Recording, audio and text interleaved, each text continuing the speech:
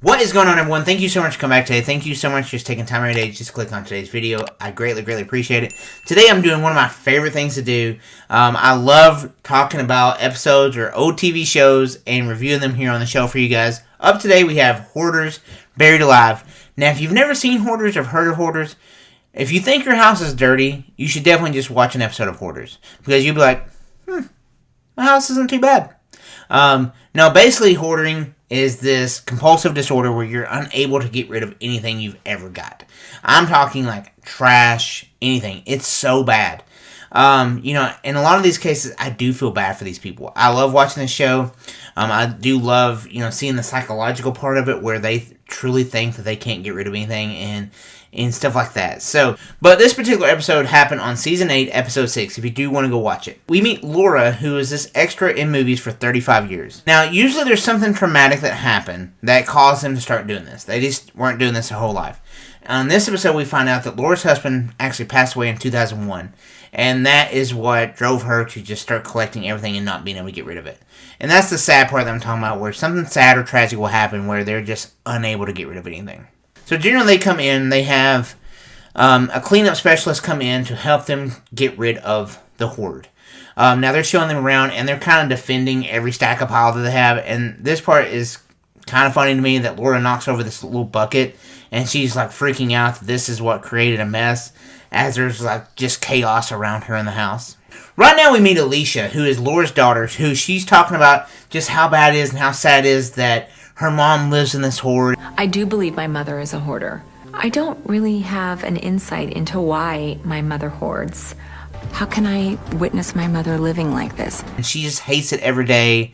I'm being very sarcastic because, hold on to that thought, because Alicia is possibly the craziest chick I've ever seen in my life.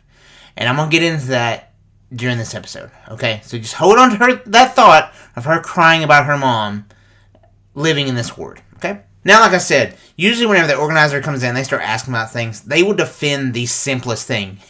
And here we have Laura, who's defending this wig that, just at any moment she busts this out and go back on stage. Now, Alicia brings Robert over to her house. That is her boyfriend of 9 years, who looks just like Sir William Regal.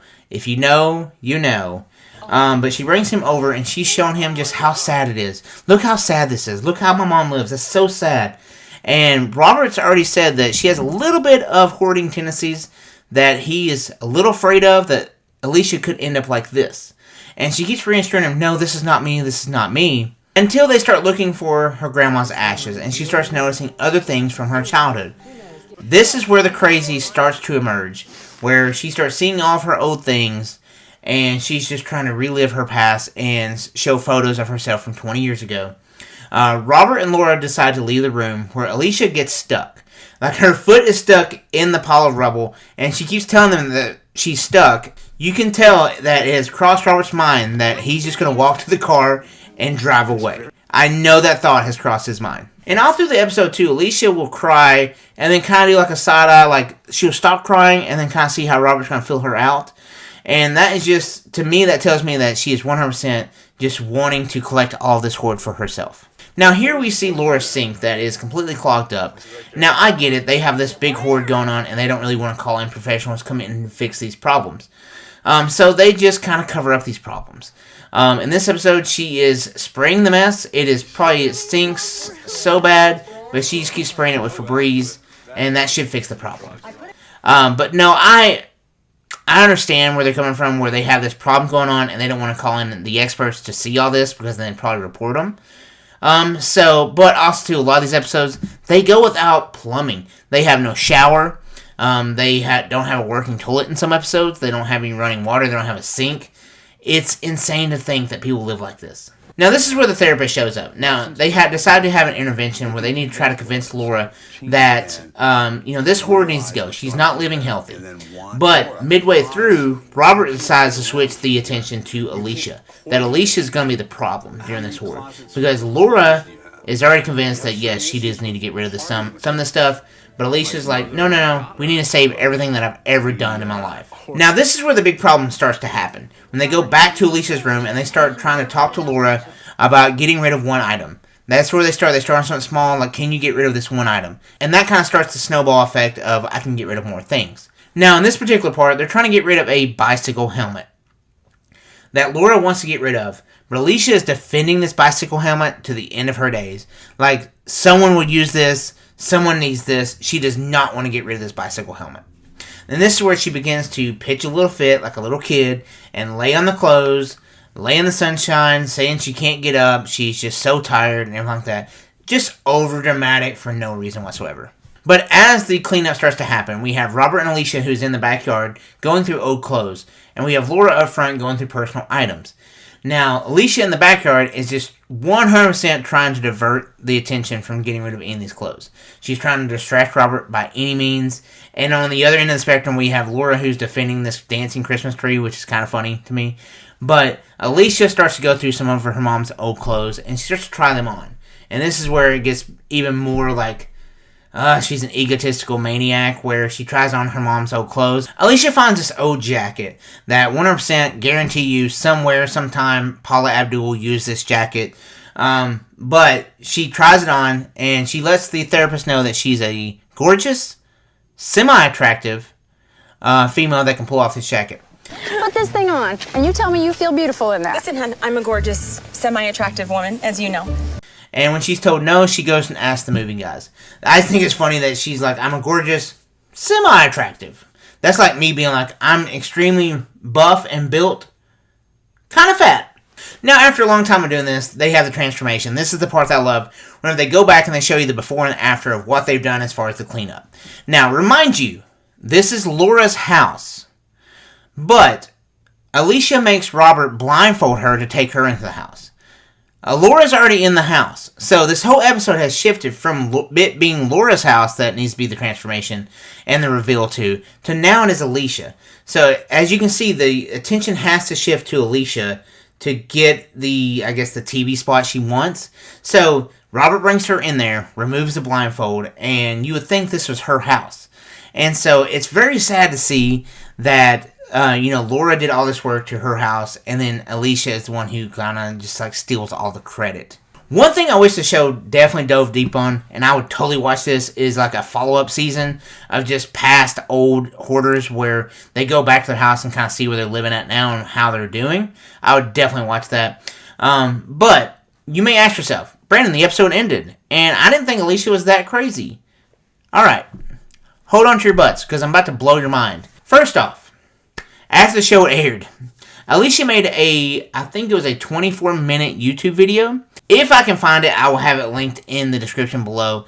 Trust me, you will not last 24 minutes. I tried just to have content. Trust me, I wanted nothing more than to make fun of her this whole entire episode. But I could not put myself through 24 minutes of her talking. It is so bad. Where she reads off comments that people said about her, like negative comments, and she will reply. Like, verbally reply to these people in just the most cringy way possible, where she ends up, talking about certain things. She ends up doing handstands the whole entire episode. She'll sit on her back up against the wall. She does all kinds of crazy stuff. Now, the crazy doesn't just stop at that YouTube video. Now, I went on and I found Alicia's Instagram page, where it says that she works for a Polish TV company where they basically interview celebrities and talk about fashion and all that kind of stuff. Kind of like an E-News kind of thing, but Polish. Now, she talks about all the celebrities she's met, and 100%, now she has met a few celebrities, but my biggest thing is when you go through her pictures, it 100% looks like she saw a celebrity walking and just jumped into it and took a photo real fast without the celebrity knowing what she was doing. Here's where she met Charlize Theron. Also Brad Pitt. I don't think Brad knew she was coming, because next photo she posted is Brad running away. So we have Spike Lee. Now, that's not the only time Alicia's ever photobombed a celebrity. No. Alicia is crazy, like I said. So on the talk show Ellen, she had got up in the middle right before they were about to cut to commercial, and she decided to dance in the aisleway the whole entire commercial break, where they couldn't do nothing but keep the camera on her the whole entire time. I'm sure they were wanting to cut around and get a film of all of the people in the crowd, but The producer's like, if you remove that camera, I will cut off your hand. They kept it on her the whole entire time, and it's just like, oh my god, it's so cringy, but you can't look away. You can't stop.